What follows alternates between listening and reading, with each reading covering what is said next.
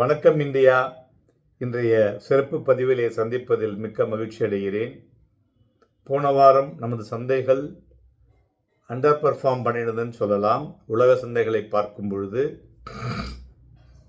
கிட்டத்தட்ட 2.4% குறைந்து ஒரு உலகிலேயே ரொம்பவும் மோசமான ஒரு வீழ்ச்சியை சந்தித்த நாடு என்றும் சொல்லலாம். கிட்டத்தட்ட 645 புள்ளிகள் குறைந்து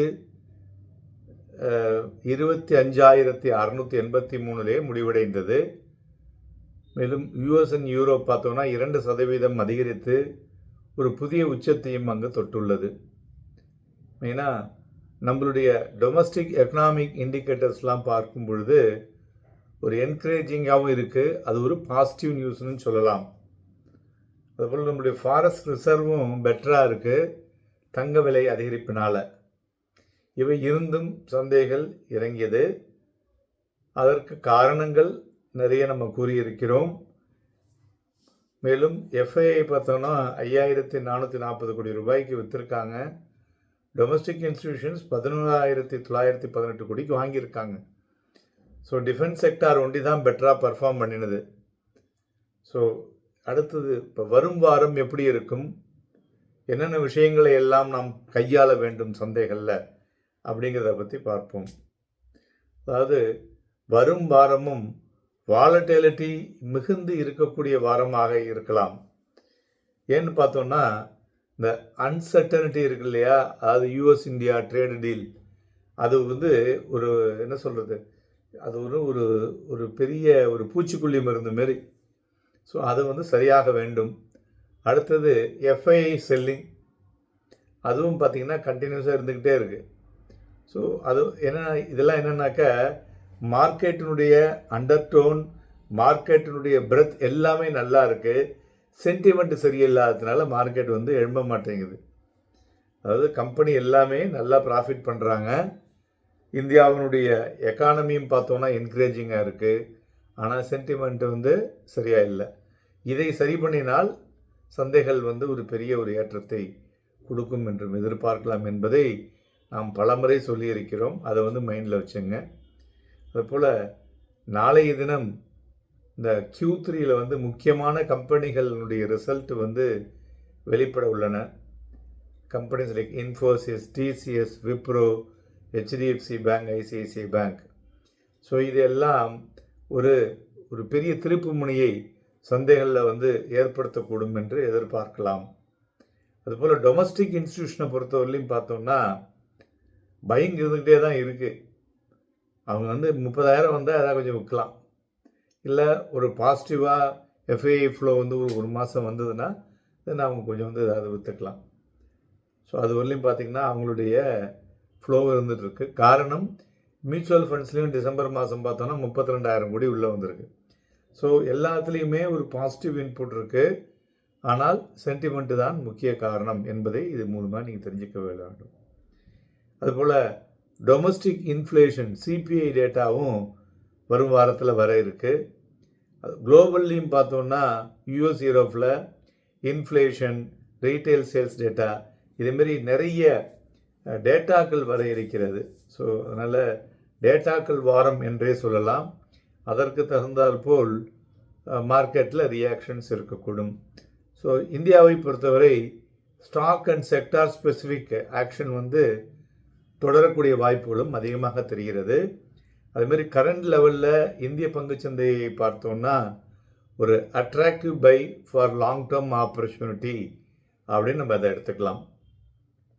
துறைகளை பார்க்கும் பொழுது வரும் வாரத்தில் ஐடி ஒரு மொமெண்டம் இருக்கக்கூடும். ஏன்னா நாளையிலேருந்து ரிசல்ட்ஸ் வர ஆரம்பிக்கிறது.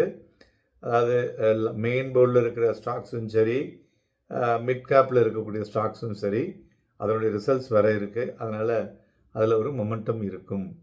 அதனால் அதை நீங்கள் கரெக்டாக யூஸ் பண்ணிக்கிங்க. அடுத்தது டிஃபென்ஸ் செக்டார். மெயினாக இந்த பட்ஜெட்டில், ஏன்னா நம்ம we are count down the budget, another 20 days தான் இருக்குது. பட்ஜெட்டில் ஜியோபொலிட்டிக்கல் டென்ஷன்னால் டிஃபென்ஸுக்கு பட்ஜெட்டில் அதிகமான ஒரு ஒதுக்கீடு இருக்கக்கூடும் என்று எதிர்பார்க்கப்படுகிறது. அடுத்தது மெட்டல். எல்எம்இயில் வந்து பார்த்தோம்னா மெட்டல்லாம் சக்கப்போடு போட்டிருக்கு போன வாரம். ஸோ அதனால் அதனுடைய ஒரு என்ன சொல்லுவாங்க, இந்த பெருங்காய வச்ச பாண்டம் அப்படிம்பாங்கள்ல, அதை பார்க்கும் பொழுது மெட்டல் வந்து அடுத்த ஒரு சில தினங்களுக்கு நம்ம ஊரில் பாசிட்டிவாக இருக்கக்கூடும். தென் பேங்கிங் ஸ்டாக்ஸ், அதுலேயும் வந்து ஐசிஐசிஐ பேங்க், ஹெச்டிஎஃப்சி பேங்க், இது மாதிரி நிறைய ரிசல்ட் இருக்குது. அதை தவிர புதன்கிழமை அன்னைக்கு கோட்டக் பேங்கினுடைய ஸ்டாக் ஸ்பிளிட் இருக்குது, 5 ரூபாயிலேருந்து 1 ரூபாயாக கன்வெர்ட் ஆகுது. ஸோ இதெல்லாம் வந்து இருக்கிறதுனால பேங்க்லேயும் மொமெண்டம் இருக்கக்கூடும். ஸோ இதுதான் ஓவரால் செக்டார் ஸ்பெசிஃபிக்குங்க. வரும் வாரம் நிஃப்டியை நம்ம வந்து எப்படி கையாளணும் அப்படின்னு பார்ப்போம். போன வாரத்தில் நிஃப்டி பார்த்தோன்னா 4 தினங்கள் ஒரு லோவர் ஹை அண்ட் லோவர் லோலே இருந்ததுங்க. ஸோ இது வந்து வரும்பொழுது இது எப்படி சொல்லுவோன்னா, ஒரு ஒரு ஒரு மார்க்கெட் வந்து it is going for a bull or bear அப்படிங்கிறத ஒரு நிர்ணயம் செய்யும் மாதிரியான ஒரு விஷயம் இடத்துல இருந்து வந்து தடுமாறி கொண்டு இருக்கிறது இல்லையா. அதனால் இதில் அடுத்த லெவல் பார்த்தோன்னா இதுதான் என்ன சொல்லுவோம்னாக்க அக்யூமுலேஷன் ஆர் டிஸ்ட்ரிபியூஷன் அப்படின்னு சொல்லுவோம். ஸோ அது மாதிரியான ஒரு நிலையை வைத்து பார்க்கும் பொழுது முதல்ல வந்து will see the support.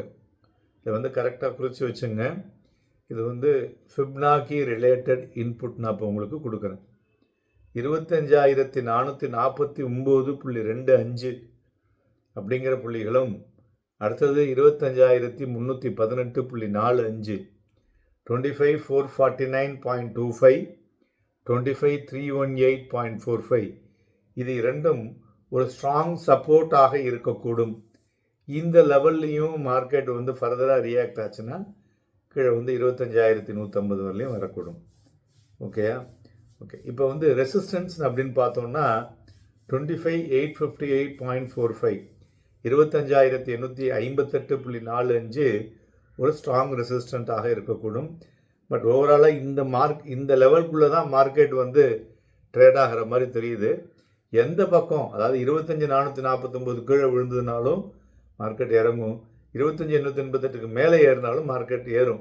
So அது மாதிரி ஒரு டெசிசிவ் மூவ்மெண்ட் வந்து இந்த 2 புள்ளிகளும் கொடுக்கக்கூடிய வாய்ப்புகள் அதிகமாக இருக்கிறது. அதனால் அந்த புள்ளிகளை நீங்கள் சரியாக உபயோகப்படுத்தி ட்ரேட் பண்ணுவதற்கு வழிமுறைகள் நன்கு இருக்கும் என்று சொல்லலாம். மேலும் வரும் வாரம் ஒரு வாலட்டைல் மிகுந்த வாரமாக இருக்கிறதுனால வாங்கி விற்பதற்கும் விற்று வாங்குவதற்கும் உள்ள ஆப்பர்ச்சுனிட்டிஸ் பிரகாசமாக இருக்கக்கூடும். Happy and profitable week.